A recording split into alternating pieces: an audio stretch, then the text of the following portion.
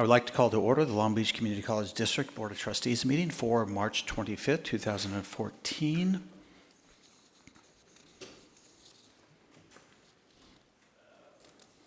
There was no items to report out from our closed session that we just completed. If everyone could please stand, and if I could ask Trustee Doug Otto to lead us in the Pledge of Allegiance, please. Trustee Otto? Place your hand over your heart. Ready, begin. I pledge allegiance to the flag of the United States of America and to the republic for which it stands, one nation, under God, indivisible, with liberty and justice for all.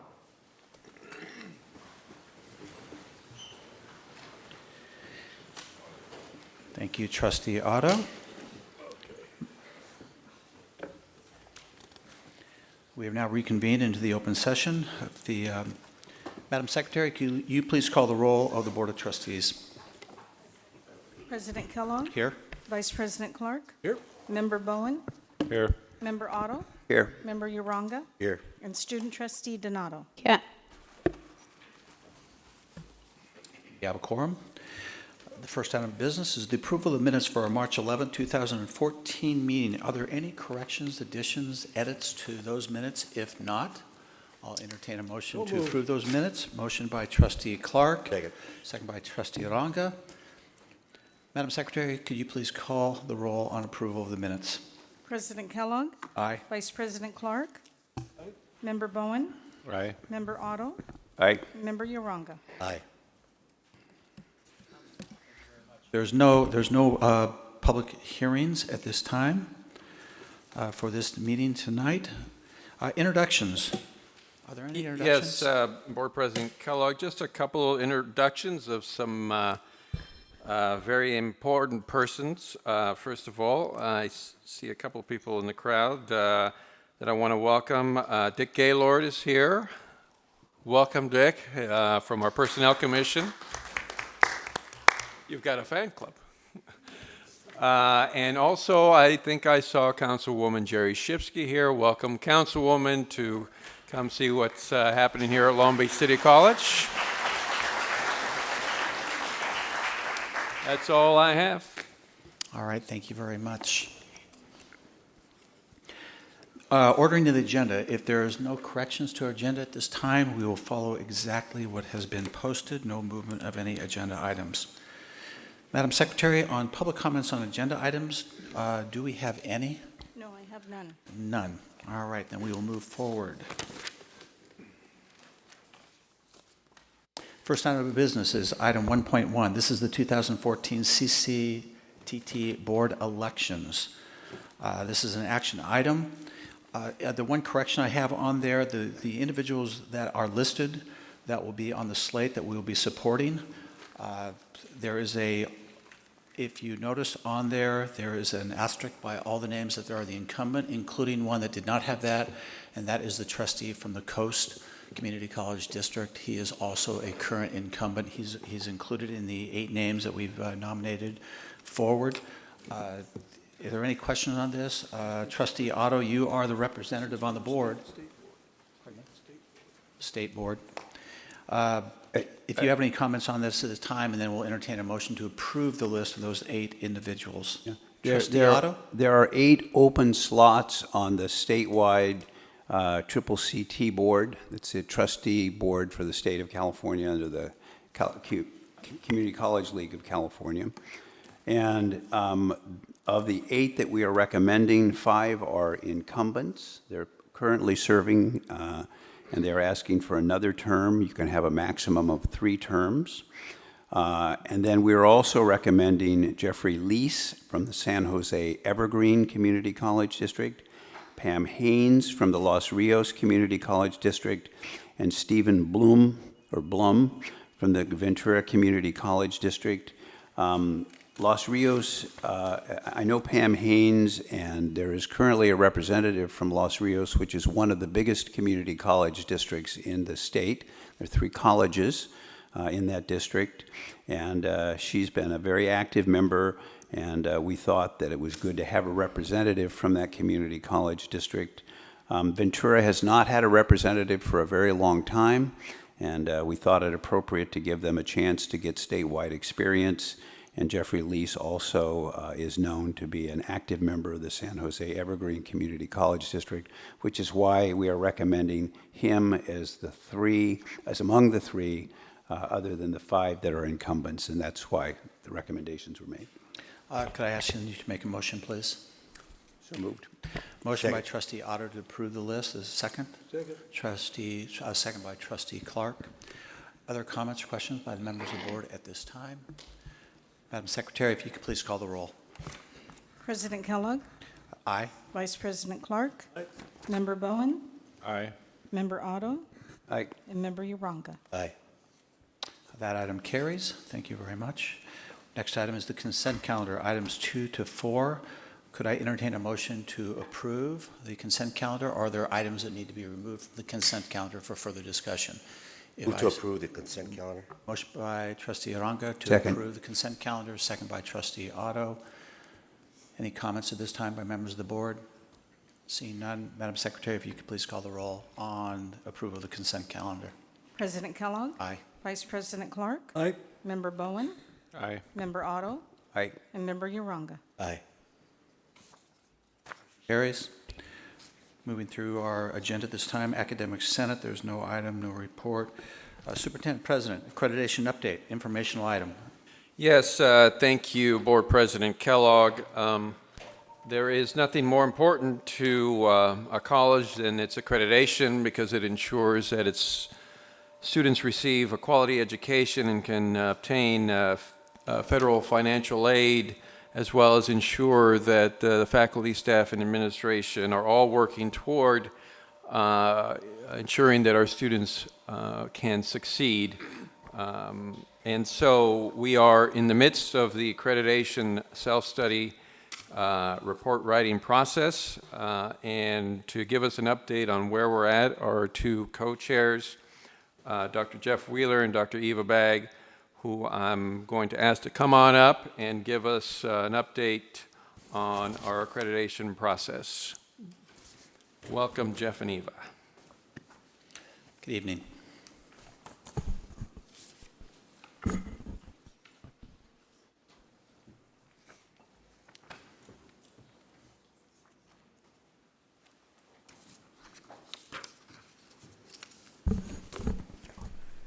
Thank you, President Oakley, Board President Kellogg, trustees, and executive committee.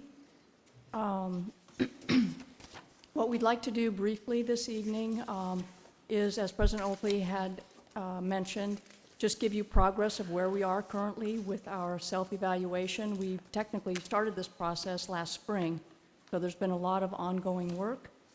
We want to share with you really an overview of the content of the draft of the report as it currently exists.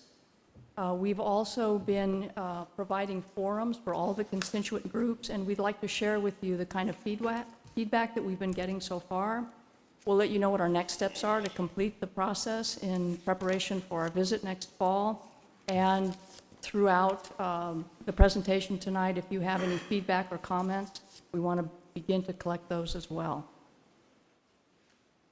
So regarding the process that we followed so far for the self-evaluation, as you know, Jeff Wheeler, professor of English, is the faculty co-chair. I serve as the administrative co-chair. And for the first time with this self-evaluation, we have a classified co-chair, Sharon Miltz, and also student co-chair, Suzanne Perucci. In the spring of 2013, we established 9 teams that are responsible for the various standards that we're required to address with this self-evaluation. And we've had very good participation this time. There's over 161 individuals who comprise the standard teams and sort of the steering oversight committee. Another thing that is notable is that with this self-evaluation, we've seen a really good increase in participation from classified staff. We went from only 12 individuals who participated last time in 2008 to 44 classified staff. Student participation has been very good as well, and I attribute that to the help of Suzanne Perucci, and also ASB President Marco Valencia has been very helpful. So we had just one person last time who signed off on the document. This time we have 11 students who are serving on the various standard teams. So this was a recommendation from the last visiting team that we expand the participation of those groups in particular. So we're happy to see that that's happening. We posted the drafts of each of the standards about a month ago. I've included the website there, so all of those are available for the public to view. And as I said, these are drafts. We're collecting feedback, and we're incorporating that feedback as we're revising the document. So the process that we've used so far in collecting feedback, we've opened up emails. Basically, we're receiving input from all of the district. We've conducted forums. It was last Flex Day where we had a forum for classified staff and management and also one for faculty. We were invited to present an overview to the curriculum committee last week as well. And we went to the Pacific Coast campus and provided basically this presentation to the student leadership. So I'm going to turn it over to Jeff Wheeler at this time to get started talking about the report itself. First of all, in terms of the report, I'm sure you're familiar with the structure and the way this works. Everything, the report is a direct response to the questions that are set forward by the ACCJC. And so each standard has 3 sections that we address within that standard. The first asks us to give a descriptive summary of what has happened at the college during the evaluation cycle. So over the past 6 years, what has happened at this college that's related to whatever that standard is that we're addressing. The second part of each question asks us to evaluate ourselves. How well has the college lived up to or achieved what is set forward in the standard? And, Jeff, there's a lot of people here who don't know the acronyms or Okay, what this is. If I'll- you just tell us what the ACCJC is. I get my letters all mixed up there. I was trying to avoid that one. But the Accrediting Commission of the Community and Junior College is what we're talking about. And one of the things that we're talking about, just for everyone, this report that we have, the draft is somewhere in the order of 300 pages right now. And what I'm describing is the method that we're using, sort of what each section looks like. There are really 3 responses to each question. So the second part of each response is a self-evaluation, where we answer the question. We try to we evaluate how well the college has been achieving the standard that we're talking about, and then finally there is a section where we're provided the opportunity to set forward an actionable improvement plan. What do we think? What is the plan that the college has in regard to this standard over the next cycle?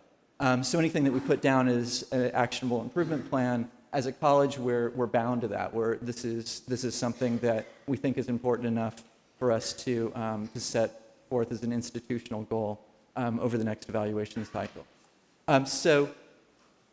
This is the way each question looks in the report. What we're going to give you tonight is an edited version. We're not going to read all 300 pages, and I apologize for anyone who is hoping that you'd have the opportunity to hear that. We've reduced it to roughly 20 slides, and we're giving you obviously a very high-level view of what's in that report. For each standard, we're going to go through some of what we've picked out as highlights on the descriptive summary, what's happened in regards to that standard over the last 6 years, and we're going to give you a few of the improvement items that we've set forward in that draft. So we'll give you a basic map of what's in that draft, and we encourage everyone, if you hear things that are of interest tonight, if you hear things that you have questions about, please go look at the whole draft, and if you have further questions, please ask us. If you have comments on it, that's really useful to us as we're revising. So So briefly, as a reminder, the report follows the ACCJC prescribed standards. So the main standards, there's 4 of them. The first one, mission, institutional effectiveness. Really the emphasis increasingly has been on how it is that we assess ourselves based on evidence, data. For the first time, and this is coming from the United States Department of Education, institutions are required to set standards of performance for itself with regard to student achievement. So you'll see that discussed for this particular standard. The second standard, really the core of an institution of higher education, covering student learning programs and services, with the focus on student outcomes primarily, as well as all the support services. Standard 3 is comprehensive of all of our resources, including human, physical, technology, and fiscal. And finally, Standard 4 about leadership and governance looks at leadership at all levels of the college, looks at our structure and processes for participatory governance, and in particular, the role of the CEO and the governing board in leadership of the college. Can you say just another word about this data-driven assessment and improvement, and what that means and how that's changed from the way it was done in the relatively recent past? Well, I think that really kind of flows into sort of the summary of developments for the mission and institutional effectiveness. So I'll highlight that in response to your question. Really, I would say that in responding to your question, for this last 6-year period for the college, our educational master plan really is the first time that we have taken our goals and translated those into measurable objectives. And where we have set targets for ourselves through participatory governance, looking at 5 years of data preceding the development of our master plan, sharing this information with faculty, having multiple meetings discussing what the data looked like and what we thought reasonable goals would be, given the kind of priorities the college was setting for itself. And Promise Pathways was really just on the horizon at that time. But so in that master plan, we've set targets for ourselves, measurable targets, really for the first time. And we actually did that prior to the legislation requiring us to do so. So that was a good thing. I think it marked a significant change for the college. The other thing, the first bullet here is the integration of planning, our planning process and resource allocation process, and program review is part of that as well. And as a reminder, this was one of the concerns from the last site visit, and we responded to that actually very quickly, put a new process in place in 2009, but the good thing is that we've continued to implement that, and all units of the college, instructional, support, and administrative units, are following the planning process, and we're increasingly working on integrating that with resource allocations. And throughout, at every level, we're using evidence. So in all of the departments, instructional and otherwise, we're using student learning outcomes, we're using student achievement data. For the administrative units and support units, what we call service unit outcomes, where at every level then people are setting for themselves goals and they're defining those goals in terms of measurable objectives, collecting that data and having that be integrated in their review process, and then the new process of setting new goals for themselves after looking at performance from a previous cycle.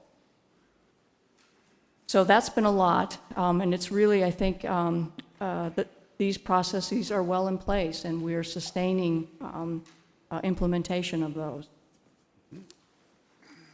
As far as actionable improvement, and I just want to say that we have taken the co-chairs for each of the standards, and Jeff and I, we're really holding up the philosophy that even if we feel that we are meeting the standards of accreditation, we're looking for improvement. And we're really taking the spirit of what accreditation is designed to do. It's continuous improvement, it's self-regulation. So when we list actionable improvements, we mean it in most cases, I would say, to get better at what we're doing. It's not saying that we haven't assessed ourselves as not meeting the standards. So for the first standard, we're looking to modify the planning structure where we have identified through our participatory governance certain initiatives that could be more fully integrated into the planning process. So we're already working on that. One of the things that we've observed through our self-evaluation is that when departments sit down to do their planning each year, it would be helpful for them to have the master plan, the board goals, the superintendent president agenda reinforced at the time that they're writing those goals, so that there's strong alignment at the lower level with the higher level plans. Program review, we're doing that. The college, all units have gone through a couple of cycles of that, because we do it on a 3-year cycle now. We've recognized that there's areas of improvement, primarily in terms of communicating the results of those more widely, not just within the program itself as they're writing their own program review. So we've identified that as an area for improvement. Also, we've been working hard in the College Planning Committee and Budget Advisory Committee trying to improve communication about resource allocation or prioritization decisions so that people understand what happened to their requests and the rationale behind the decisions. With regard to data review and analysis, we have lots of data, more than we ever had before, and the quality and consistency of that, I think, is continuing to improve. One thing that we have recognized, however, is in the area of SLO assessment, it will help the faculty if we provide more support in standardizing some of that reporting, and across the board with student learning outcomes and all of the data that we have. We think that it's time to take it to another level where we really help people understand the meaning of that data. It's become highly technical, and we recognize that the value of the data is dependent on people's understanding of it so that they can feel comfortable with it and use it effectively. And So could you say a word about what student learning outcomes are and where, at what levels we have them at the college and how they work? Because I think a lot of people don't understand that. yeah, you know, this is part of Standard 2, and Jeff is going to be talking about that, so you're I'm sorry. You're just a I'll step wait. ahead of us. So here we go. That's a nice segue. That's right at the top of Standard 2. Standard 2 is instructional programs, and one of the things that's important about the accreditation process is that a lot has gone on during the last 6 years, and it's easy to forget how much things have changed. And one of the huge changes is in the area of student learning outcomes. 6 years ago, we had no student learning outcomes. We were sort of generally talking about them. But in the last 6 years, we have established student learning outcomes for every course that we teach. We have established clear assessment strategies for figuring out how well students are meeting the outcomes that we set for each of our courses. We have outcomes for each of our programs and assessment strategies for those as well. We have outcomes for the entire program that a student goes through at the college. And so all of these outcomes are relatively new. It took an incredible amount of work to sort of get them all in place and set things up appropriately. In addition to creating outcomes, we have integrated those outcomes and the assessment of those outcomes into the planning process that we use throughout the institution. So that decisions that we're making about institutional plans are now based on the data that we get from the student learning outcomes for courses, for programs, for the institute. In addition to student learning outcomes, there have been a number of initiatives during the last cycle to encourage progress and completion. One of those is that we established a new method for supplemental learning assistance. We had the success centers across campus have been set up during that time, and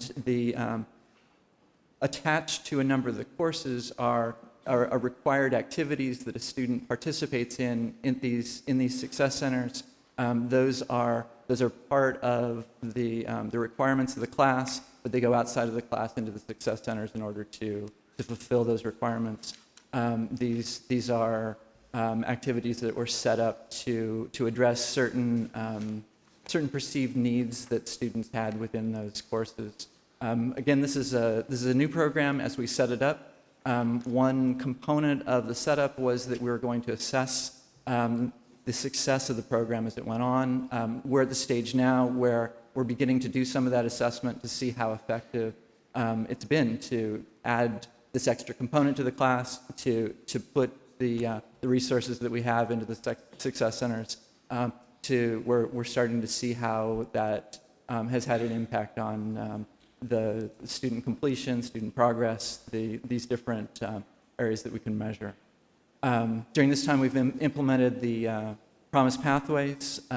This is an initiative that enabled us to sort of take advantage of some information that we had, especially about students, initially students from Long Beach Unified, and to use that data to help figure out some ways to get those people sort of through their courses and through their program here at Long Beach City College more successfully.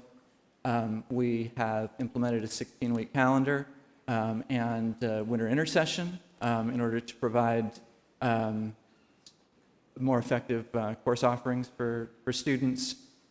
We have developed 11 associate transfer degrees to help align the work that students are doing here with work that they'll do at their transfer institutions more effectively. Also during this time, there have been challenges in terms of the instructional programs, actually in terms of everything at the institution due to budget constraints. At certain times, we've had to reduce the section offerings that we could offer during a semester. And last year, we went through the difficult process of eliminating 11 programs. You're familiar, of course, with all of this, but this is all an element of the report. Let me just talk about a few of the improvement items here. First of all, in relation to planning, we want to more effectively integrate the kinds of things that we do at the institutional level and the institutional initiatives we have with what we do at the department level innovations that we have. This issue came up especially in regards to Promise Pathways. Here is a clear institutional initiative, and a lot of questions arose during this process about, okay, well, how do you take something like this? It's an innovative thing that the institution's trying to do, and sort of where do we work with that within the different levels of the institution? And one of the things that I think we're going to work out a little bit better is to really take advantage of the planning process that we've sort of developed and been working out over this last cycle, and we think we can leverage that a little bit better than we have most recently to really to use that as a place where institutional initiatives are sort of brought into effect, where they really become reality. Second thing, in terms of the SLOs, as I said, we spent a lot of time establishing SLOs and establishing processes for assessing. The next step is really to say, okay, we've got those in place, but the importance of measuring student learning outcomes is that we want to figure out how we can improve our pedagogy, how we can improve the situation for our students, and so really the next step is we hope that we're going to be able to use those SLOs and the processes that we have to really improve student learning. And the next two items are about really using data more effectively. If the more that faculty, deans can have access to more of this data, the better we can develop schedules to help both the collection of FTESs and to improve program completion. A couple other things that we could do to improve student completion rates. There are certain students, as we have more data available, we realize that there are a certain number of students who are fairly close to completing degrees and certificates, but for whatever reason aren't completing. The better that we're able to identify that sort of student, the better that we are able to help them to finish up, to complete, to provide whatever we need to do to make that happen. And also this, the ability to develop programs of study to help students navigate, to have a clearer structure, an efficient way to get through this institution. The better that we can do that, the better we'll be able to help the students. So I'll go back to Eva for student purpose. So within Standard 2, we also focus on student support services. So again, there's a number of developments that are highlighted in the report, but these are just some of the main ones. I think one of the things about the Long Beach College Promise and really Promise Pathways, which speaks to the use of alternative placement, is really the manner in which Long Beach City College has really integrated the work of student support services and academic affairs. And this sort of integration is one of the things about institutional transformation that we've been reading about in the national and state literature, is something that's really required to make large institutional changes. So I think this is an accomplishment to really note in the self-study. So, and also, of course, the relationships that have been established through the Long Beach College Promise. As you know, the matriculation process, there's been a lot of changes through board oversight during this period. We've seen an increase in the assessment of students. And also, another important thing that's just begun, the development of electronic student ed plans, so that that information can be more readily available to counselors and advisors to help students to identify their goals and to track their progress towards completion. Really, as I've mentioned before, and it applies to student support services, looking at analyses through evidence.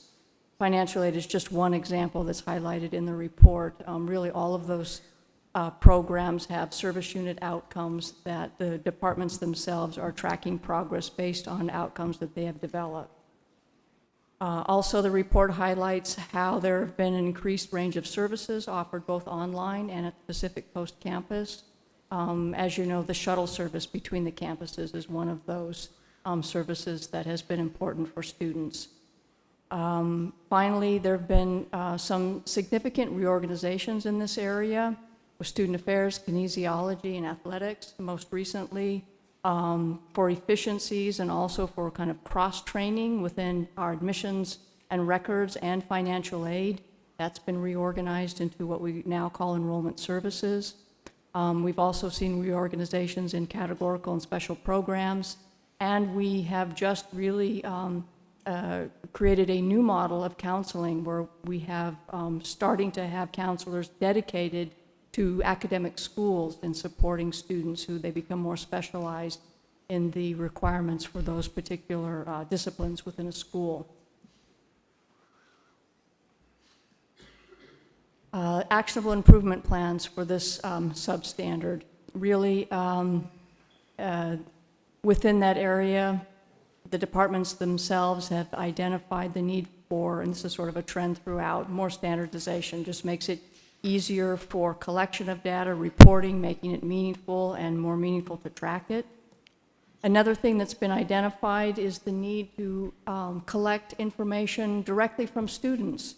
So we haven't had a student survey at this college for a long time, but we've had support from the Academic Senate to implement for the first time, and we're actually in the process, starting this week, in fact, to implement. It's a national survey you may have heard through the direction of Kay McClenny, the Community College Survey for Student Engagement. So we're just starting to do that, and we look forward to having that input from students. The other thing is Student Support Services is looking to kind of consolidate the work that they've done with service unit outcomes and SLOs, just making it more efficient and meaningful for them. You've heard quite a bit about Promise Pathways. We're looking to take that initiative and fold it in a bit more tightly into our planning and resource allocation processes. There's also plans to improve the effectiveness of support at the Pacific Coast campus, and this is really in alignment with what you heard a couple of meetings ago or last meeting from Dr. Single about implementation of the Pacific Coast campus educational master plan, highlighting the need to improve communication to students. The other thing is, I mentioned before, some of the major developments from this cycle was the new counseling model and some of the reorganization. So we're committing to evaluate the effectiveness of those as we move into the next cycle of accreditation. So that's the second substandard of Standard 2B, and passing it off to Jeff for the final substandard of Standard 2. So Standard 2C is regards to the library and learning support service. During this accreditation cycle, our library facilities at both campuses have been renewed. These are new services that we're able to offer. The online library catalog has recently been changed, so we now have a cloud-based catalog system to serve students better there. In terms of actionable improvements, one of the sort of interesting pieces of this particular standard has to do with that library space, the new library space. Any space takes a long time to move from planning to actual implementation, and what's the way students use libraries has changed since the time we initially began planning our libraries. And so now one of the things that the library have discovered is that students really use the library for three things: for study space, to access course materials, and to access computer stations. And there's a challenge of how in the small space or the whatever space that we have, how do you meet all of that particular student need? And we're working to figure out what we can do with current space. In addition, the libraries are working on developing subject-specific library learning modules, which would be available online in English and Spanish. If you're keeping track, I think we're moving to Standard 3, so we're halfway through the standards. This is Standard 3 is about the various resources that we have on campus. First of all, in terms of human resources, during this cycle, the college has gone through a reorganization. Also has gone through, again, and due to budget constraints, significant reduction in force in all categories. This particular chart is just taken out of the middle of the report. I'm taking it out of context, but I think the report or the chart is telling enough that it's worth looking at to see that in terms of permanent employees, there's been more than 20% reduction in every one of these categories since the 2007-2008 school year. The reduction among adjunct faculty, for instance, is comparable to this, even though it's not shown on this particular chart.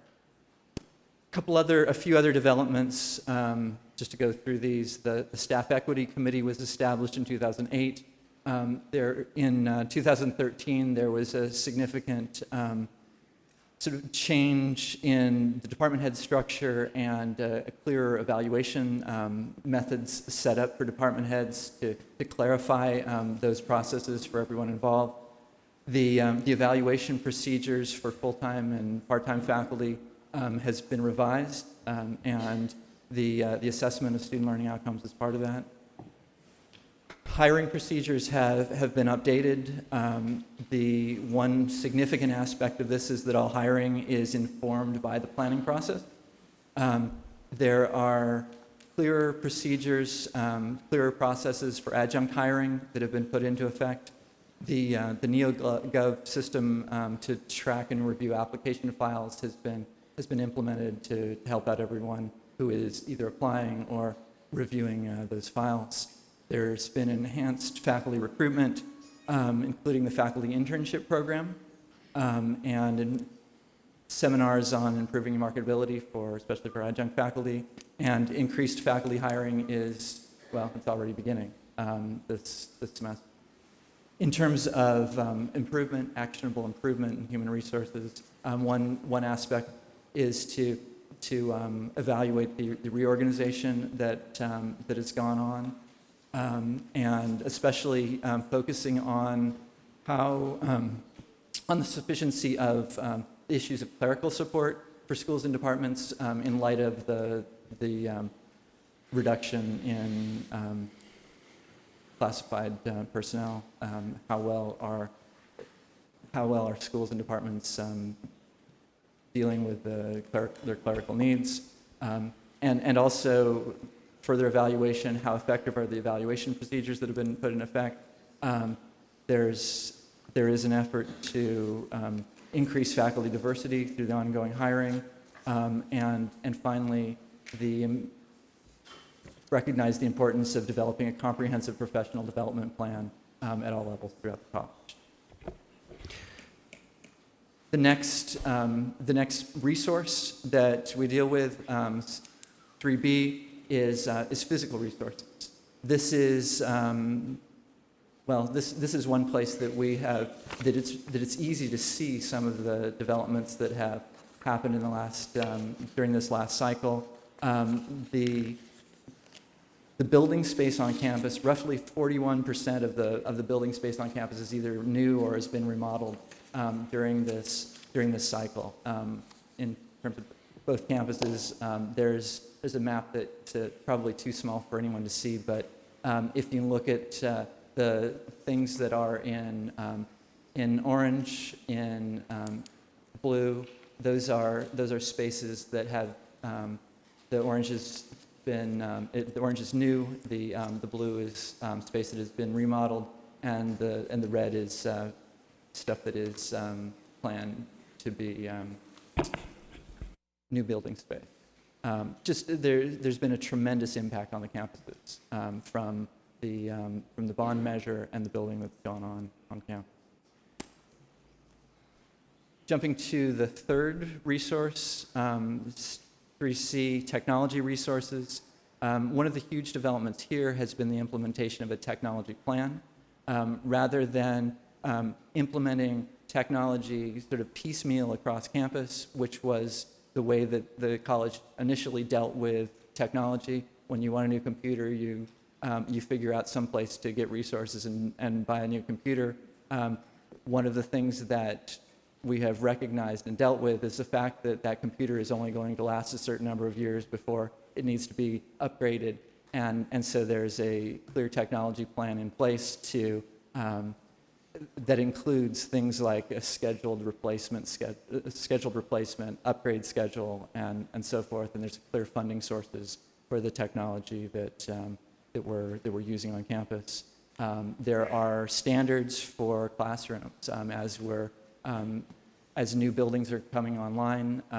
The classrooms that we have are all based on a standard plan, so that I may be assigned to any classroom on campus, and if it's a new classroom that has technology in it, I'm going to know how to use the technology because I know how to use it in one classroom, and the same things plug in the same places in each of the classrooms. So that's been it's useful from a planning process, but it's also useful from a teaching process.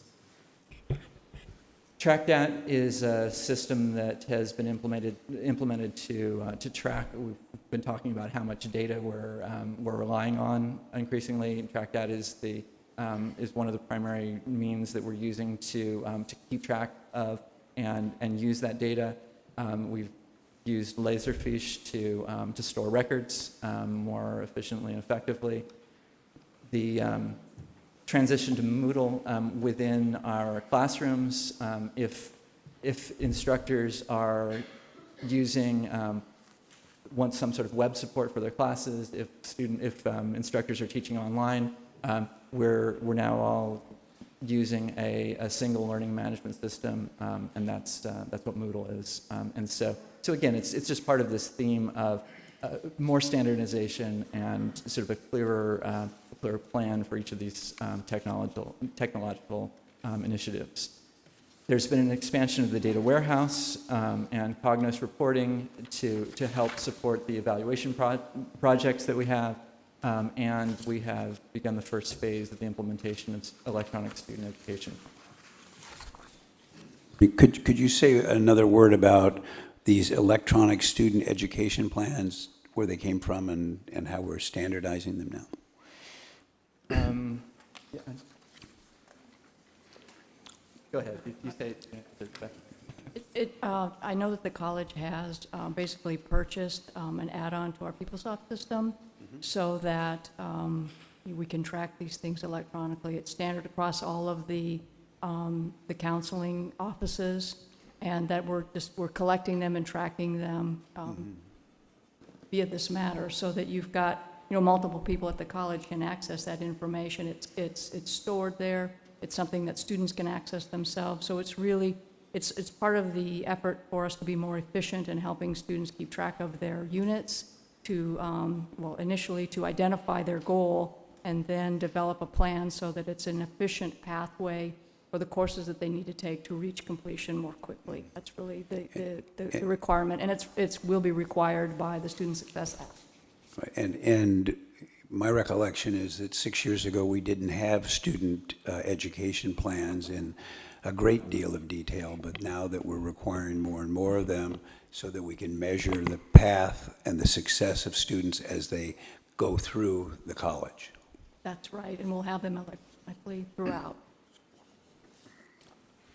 I'm going to ask my colleagues as we're moving forward. You're closing around 30 minutes on this presentation, and thank you to the audience. This is the critical component to the Casual Observer. Accreditation is something the college does every 6 years, as mentioned. So I know to some of you that is maybe like watching paint dry, but it is an absolutely critical component. A lot of people put a tremendous amount of time and effort into it. So believe it or not, this is very important. At the same time, I know you're also on slide 19, so as we move forward, to my colleagues, if you have questions as we go along, just as Trustee Otto did, please ask at that point in time, because this is strictly informational. So anyway, continue. I'll keep it. I'll be really brief with Thanks. the No, that's fine. financial Appreciate what you're resources. This is as we've said before, there have been significant budget reductions. One of the things that's important about this particular standard is the extent to which the budget allocation process is tied into the planning process. This is the planning process was new, and it's important to have that have allocation tied to planning, and there have been significant efforts made to reduce or to manage future obligations, and just as a point, the increase in the student loan default rate is just an issue that the institution is dealing with, as many institutions are. I'll turn it back to Eva for standard 4. Okay, so quickly, 4A decision-making process. An important body at the college, President's Leadership Council, was established in 2007, and this is the body that's responsible for bringing language for policy and administrative regulation forward to the board for approval. It's been very active over this accreditation period. As you know as well, the institution has established a code of ethics through the President's Leadership Council, approved by the board. This was a recommendation from the last visiting team. Another big part of decision-making, as I've mentioned before, is the efforts we've made to strengthen the linkage between planning and resource allocation. Actionable improvement in this area, we've already talked about improving communication. We're continuing to look at making our planning structure more efficient and to improve participation. We've identified the need for a participatory governance handbook to help with new members to understand their roles, understand the structure, how to participate, how to run more effective meetings, a variety of things that have come about through lots of conversations from the College Planning Committee and other groups. So that's something that we'll be starting right away and into the next cycle. Standard 4B, Board and Administrative Organization. One of the recommendations from the last visiting team, they noticed that we had a lot of policies and regulations that were out of date.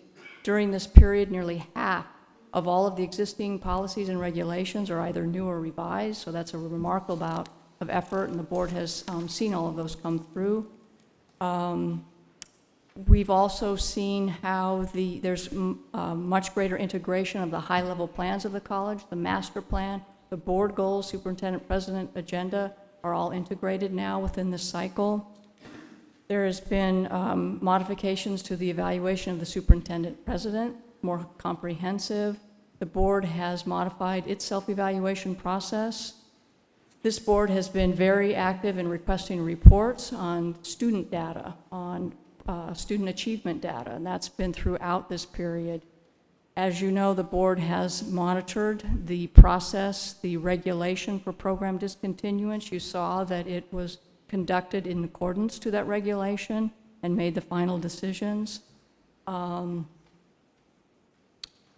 of the things is within our academic council, we've developed a process for evaluating a number of administrative reorganizations that have happened during this period.